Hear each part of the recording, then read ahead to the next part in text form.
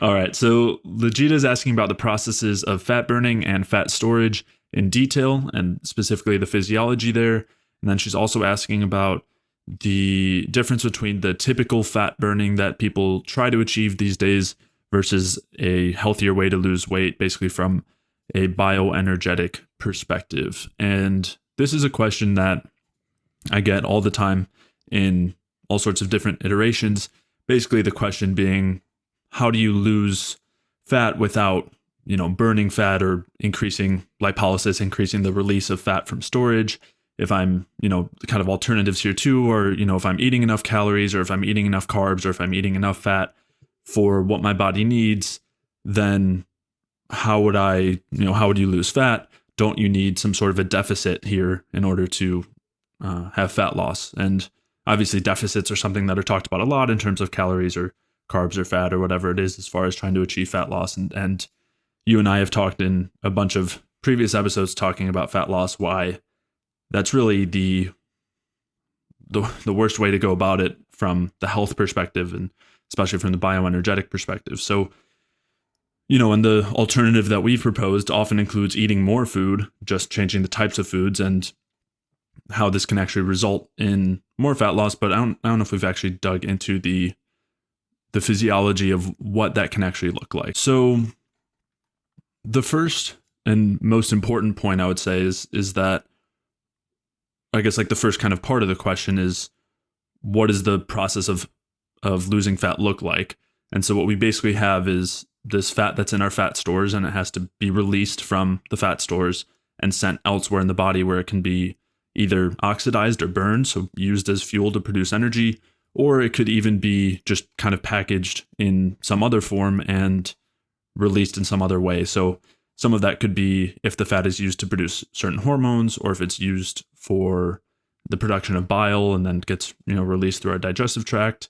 And there are a few other, like, kind of very minor pathways here as far as like what actually happens to the body fat. And then on the other side too, and this is a side that's really not talked about as much, is the actual amount of food that becomes stored as fat. So, and we'll dig into this more, but so many people are focused on wanting to increase the release of fat from fat storage and increase the burning of fat.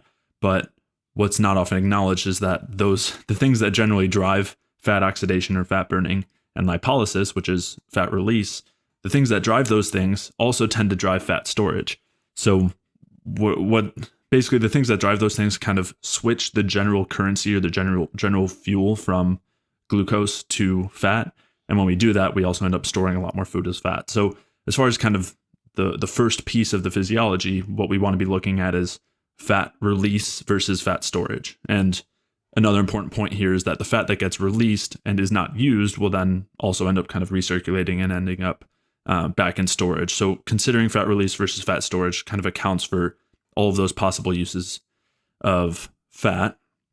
And so then the next question is, all right, well, what kinds of factors affect fat release and fat storage? And normally when people are saying, don't you need a deficit of calories or a deficit of fat or a deficit of carbs, what they're saying is that those are going to be all the things that drive the release of fat from our fat tissue. They'll drive lipolysis, and that's true. Basically, anything that is stressful helps to shift from sugar carb metabolism to fat metabolism. And in order to do that, or when that happens, fat is mobilized from our fat tissue. So yes, it's true that a deficit in all of those things, deficit in calories or carbs or fats will lead to fat release. And so will any other type of stress, whether it's exercise or starvation, which is kind of a major deficit in calories or carbs or fats, or other stresses like radiation or alcohol or various poisons or toxins. Basically anything that is stressful is going to shift to that fat kind of burning state, which is that backup state, and will therefore increase fat release. And of course, these are, for the most part, things that we don't want to be doing. Part of the reason why we don't need to be doing these things is because there's always going to be some amount of fat release going on at baseline without any of these stressors. So there's actually a good study looking at a 180-pound man just without any excess stress during the day, or throughout a day, that they found that as far as lipolysis goes, there's about 190 grams of stored fat that gets released throughout the day. And so that's, I mean, we're getting kind of close to half a pound there, which is a pretty considerable amount, to be releasing per day without any stressors. And along with that too, there's always some amount of fat oxidation going on as well. Even if you're on a very, very low fat diet, you're still going to have some amount of fat oxidation. So that's kind of the first part here as to why we don't need to be using any of those stressors to force extra fat release, is because there's already going to be a decent amount being released at baseline and some amount being oxidized too. Oxidized in general. Yeah. Yeah. What it basically does when you push your body into a stress state, a famine state, is that it begins to conserve energy. And so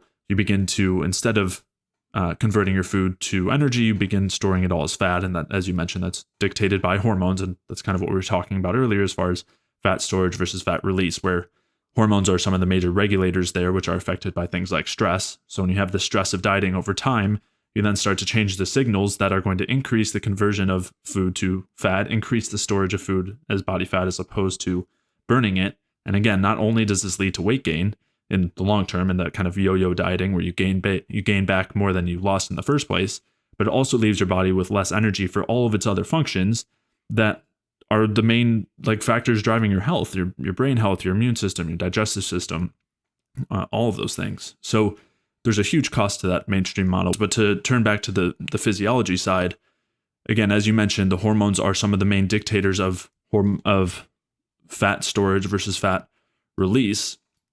And one good example of this, as far as this is in particular talking about the low carb side.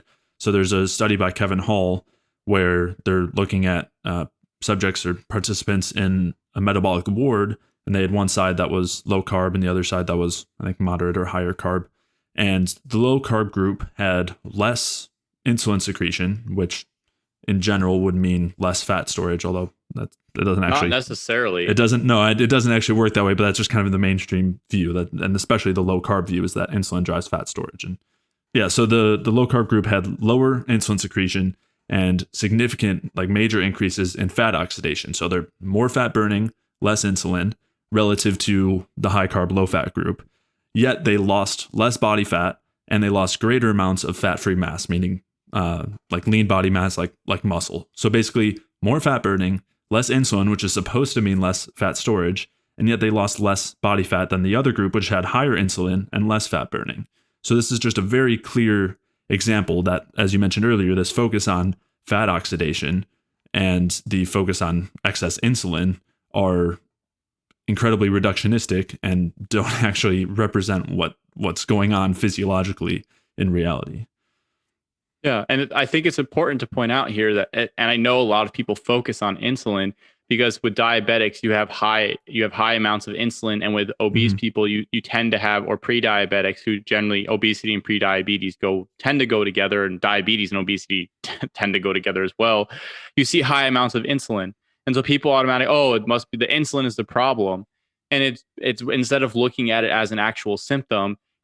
And when you also put that in context with the fact that a lot of bodybuilders use insulin as anabolic agents to grow their lean mass as well, you have to keep in mind that insulin just isn't just a hormone that pushes any type of glucose or sugar that you intake into fat tissue. It moves it into other tissues as well, which includes your muscle tissue, which includes your organs, which includes all different parts of the body. And so it's important to keep in mind that it's not just about fat storage. And when you start making a reductionist insulin isn't just about fat storage. Yeah, insulin just isn't about fat storage. When you start making reductionist claims or looking at things from a reductionist point of view, well, insulin's high in diabetes and insulin is high in obesity, then therefore it must be causing these diseases. It just doesn't make any sense. It doesn't stand up to it, especially when you start looking at the research and you start seeing that in states of obesity and diabetes, you have high amounts of endotoxemia.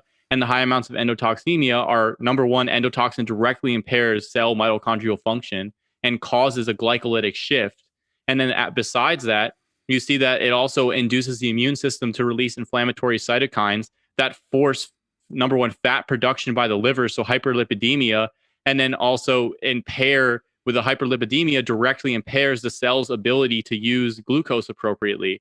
And so you have this shift where you have the cell moving towards glycolysis with endotoxemia, and then the body is upregulating the lipids in the blood, which impair the ability to use glucose together, and then therefore insulin is elevated in conjunction with that because the cells still need glucose, so the insulin gets elevated to try and force more glucose into the cells that it's available to take it, and especially if you're eating glucose. And then what winds up happening is in that case, it goes into the fat tissue as storage because the cells can't oxidize it. So the problem in that situation is not that you have too much insulin, and it's not that carbs are causing too much increases in insulin and making people fat. It's that you have a component of the system. You have a component that is completely deranging the system and forcing it down a different pathway. It's not just that carbs are, and it's not just that carbs are causing people to be fat because of insulin, but it's because you have another modifying factor that's completely deranging the system. So to look at it in this reductionist light, it doesn't rectify situations where you see and you get these paradoxical results where it's like, oh, this high carb diet caused weight loss, even though insulin was a lot higher. It's like, yeah, because insulin's not causing fat gain. Like, it's not a paradox. You just don't understand it. That's what it comes down. And I don't mean you as the listener, but just in general, like anytime somebody starts to talk about a paradox, generally there's missing information that hasn't been discovered yet, or the person doesn't understand what's going on fully. So then you think, oh, it's paradoxical. It's like, no, because insulin isn't necessarily the problem. And the sugar in the blood isn't necessarily the problem. What the problem is, especially in obesity and diabetes, is you have a chronic low level endotoxemia impairing glucose utilization by the cell and causing hyperlipidemia and then forcing the sugar to be disposed into the fat tissue. That's one mechanism going on. And so Right. you have to keep in mind that there's other factors at play. And the other thing is, this is where cortisol and hormones become important, because in those states you also have elevated cortisol and you have lowered thyroid function. They have direct impairments of the neuroendocrine system from these inflammatory mediators. Just to clarify, for the basic physiology, the idea is you have an adipocyte, which is a fat cell, and it stores fats in whatever vacuoles, whatever it is. It stores the fats, and the adipocytes can expand, or you can also increase the number of adipocytes that you have, and then they can expand, meaning they hold more fat. And then you have certain hormones that cause lipolysis, which is the lysis or the breaking down of these fat cells, or not the fat cells, but the fat within the cells. And then the fat is exported out, and then it's supposedly burned by your body tissues, Or used for anything else. or yeah, or used for whatever, or excreted, or whatever it is. The liver can excrete some of it. Um, and so essentially what you see happening with this is that you have certain hormones that induce this lipolysis or this breakdown of fat. And a lot of these hormones tend to be adaptive hormones, tend to be the catecholamines. Cortisol also, which is elevated in dieting, also causes lipolysis or breakdown of fat, but it does it in a certain way where it causes lipolysis of fat from the extremities, and then but cause shifts the metabolism to cause a deposition of fat in the central portion of the body. And so central adiposity is what winds up happening. And this is demonstrated. You can literally give any mammal cortisol or cortisone or dexamethasone or prednisone or whatever synthetic cortisol derivative you want, and induce abdominal obesity in them with enough cortisol. And this has nothing to do with calories in, calories out with the cortisol. You can get 5-year-old kids with Cushing syndrome still eating the same amount of calories and blow them up to be obese just with excessive amounts of cortisol. And it's because of the shift in metabolism. I just think it's important to point out that the major issue, I think, for a lot of people in conjunction with the lifestyle stuff is a food quality issue and what people are eating, and things like, because even in the past, when people were stressed out, yes, you can get people, some overweight people, but obesity and heart disease and diabetes and things are a much newer profile of diseases. They were around in the past, but not to the prevalence that they are now. And I think a large portion of that comes down to diet, and it's not about gluttony. And so the other lifestyle factors definitely do play a part. You can't discount them at all. Like not sleeping and working excessive amounts and having family life stress, but you're going to put on weight. And then and then things are being justified as it being our fault.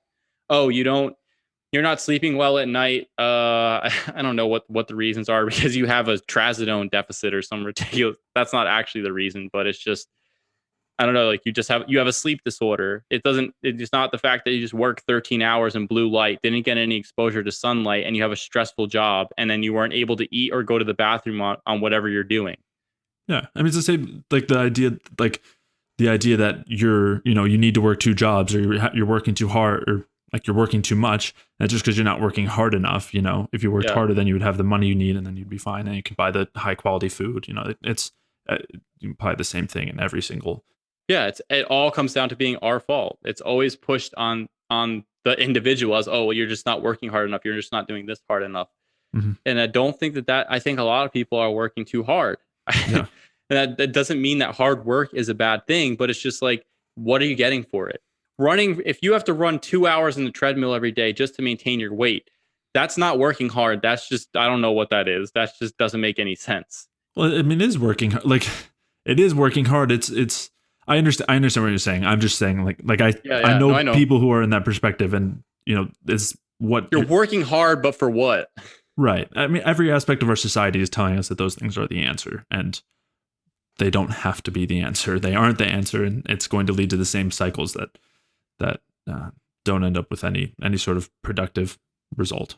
So I think what both of us are saying is that it's not any individual's fault, and it's not our fault that these are the beliefs that are put out there, or that we're in the environments that we're in. But what we're trying to do is, illuminate the other possibilities, illuminate the other things, the alternatives that will actually lead to improved health and whatnot, without needing to, without blaming yourself, and B, without, doing all these things that are counterproductive. So this was in episode 1, we talked about basically the bioenergetic view of health and energy in our health. And what we talked about was how we want to create an energy surplus. And again, this is kind of where some of these questions came from, is how could you have an energy surplus and also have this weight loss? And we talked about those kinds of circumstances, but it's like when you're eating these foods that support energy production, you're adjusting your environment to support energy production and removing all the things that block it. You have this kind of feed forward snowball effect too, where all of these things continue to raise the amount of energy or the amount of fuel that you're using, the amount of energy that you're producing. You continually see the increases in anabolic hormones, like anabolic reproductive hormones and the thyroid hormones, and continual decreases in the stress hormones that continue to support weight loss while eating more and while eating in that surplus. Again, when I say surplus, I'm talking about an energy surplus, which is kind of a whole different way of looking at this from the calorie equation. What we're really talking about is looking at the fuel we're taking in, and then whether it's being directed towards or being produced as energy, being used as some substrate for some other structure, anything else, or being stored as body fat. And so doing all these things to help drive that fuel towards energy production, then it has this feed forward reaction where it's even all the more food you're taking in, you're going to be using more and more of it to produce energy.